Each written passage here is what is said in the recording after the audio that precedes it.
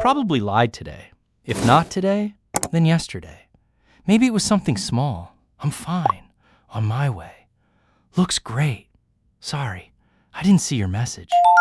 Here's what's interesting. You probably didn't feel like a liar. You felt like someone handling a situation. And that tiny gap between what we do and how we see ourselves is where the psychology of lying becomes fascinating. Because the story we've all been told about lying is mostly wrong. Most people think lying is simple. Bad people lie. Good people tell the truth. And if someone is lying, you can supposedly spot it. They avoid eye contact. They fidget. They touch their face. Maybe they look up and to the right. It sounds convincing. The science says otherwise. A meta-analysis of more than 200 studies found that people detect lies only about 54% of the time. That's barely better than guessing. The tells you've been looking for? Most of them simply don't work, because lying isn't what you think it is, and the person doing it isn't who you think they are. The surprising truth is this: most everyday lies aren't told by bad people. They're told by ordinary people trying to avoid emotional pain. For a brief moment, the brain isn't choosing between honesty and dishonesty. It's choosing between discomfort and relief. And relief usually wins. Let's step inside the brain. When you tell the truth, your brain performs a relatively simple task. It retrieves a memory and reports it. Low effort, straightforward.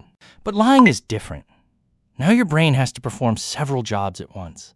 It has to suppress the truth, construct a completely different version of events, monitor your behavior so the lie stays believable, and manage the uncomfortable feeling created by saying something you know isn't true. Scientists can actually watch this happen on brain scans. Inside your head, 3 different systems suddenly wake up. One suppresses the truth, one builds a new story, and one constantly checks whether the other 2 are getting caught. Your brain isn't quietly telling a lie. It's running an emergency meeting. What's remarkable is how fast all of this happens. You don't experience it as making a decision. You experience it as a sentence leaving your mouth. Let's watch it happen. Steve missed an important deadline. His manager asks, "What happened to the report?" In less than half a second, the real answer appears. "I got overwhelmed, and I kept avoiding it." His brain knows it's true. Then another process begins. His prefrontal cortex quickly calculates the social cost. Embarrassment, judgment, a damaged reputation. The anterior cingulate detects the conflict, truth or safety. And before Steve consciously realizes what's happening, he hears himself say, "There were some technical issues with the file." There were no technical issues. Steve knows it. His brain knows it. His amygdala, the part involved in emotional learning, creates a small wave of discomfort, a quiet internal alarm. Steve notices it and keeps talking. Here's where things become unsettling. That alarm doesn't stay equally loud. A landmark study published in Nature Neuroscience asked participants to tell repeated lies while researchers measured activity inside the brain.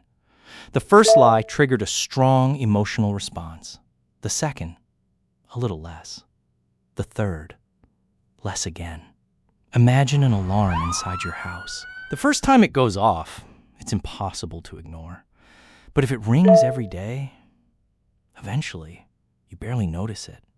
Your brain works in a similar way. Researchers called it a slippery slope. Not because people suddenly become evil, but because the brain adapts. It reduces the emotional cost of behaviors that are repeated. Exercise becomes easier. Public speaking becomes less frightening. And lying becomes less uncomfortable. That's the dangerous part. Not that lying changes who you are overnight, but that repetition quietly changes what feels normal. Now imagine Steve a few months later. He misses another deadline. The same question is asked.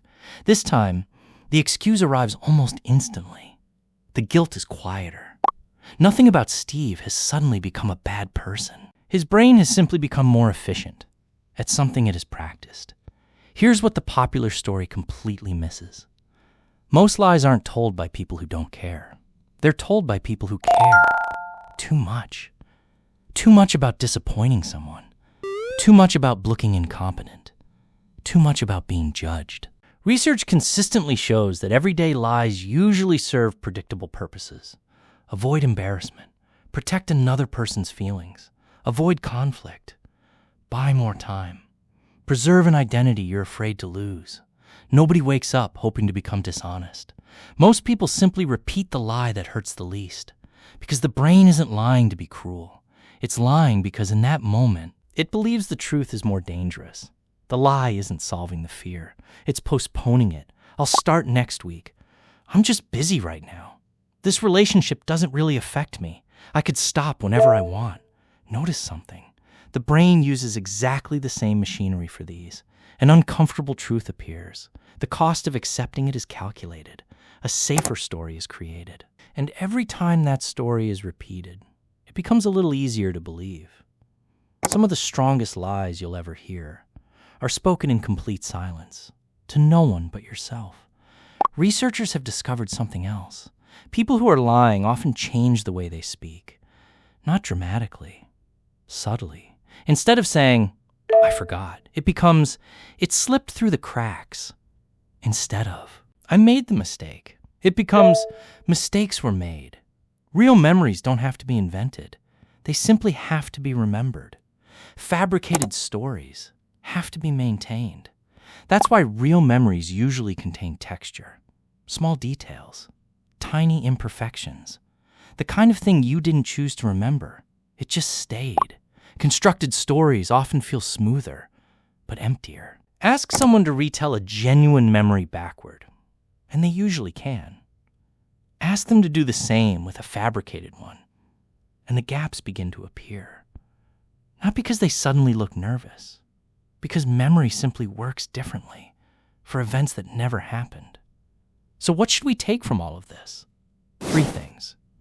First, you are probably a worse lie detector than you think. 54% accuracy means confidence isn't evidence. Humility is. Second, the biggest lies in your life may not be directed at other people. They may be directed inward. Your brain uses exactly the same machinery to protect you from uncomfortable truths about yourself. The same suppression, the same constructed story, the same quieting alarm. Third, if you really want to understand why someone is lying to you, stop asking what they're hiding. Ask what they're afraid of. Because beneath most everyday lies, you rarely find evil. You usually find fear. Fear of judgment. Fear of rejection. Fear of disappointment. Fear of simply not being enough. The lie is rarely the real problem. The fear underneath it is. Remember Steve? His problem was never the report. The report was only the trigger. The real battle was happening inside his own mind. Eventually, his manager stopped asking what happened to the report. Instead, he asked, "Is everything okay?" Something changed. For the first time, the truth felt safer than the lie. And Steve finally said what had actually been going on. The brain doesn't tell the truth when it's forced to. It tells the truth when it finally feels safe enough to. So here's a question worth sitting with. Somewhere in your life, there's probably a sentence you've repeated so many times that it no longer feels like a lie. It simply feels like reality. Maybe it's about your career. Maybe it's about a relationship. Maybe it's about the person you believe yourself to be.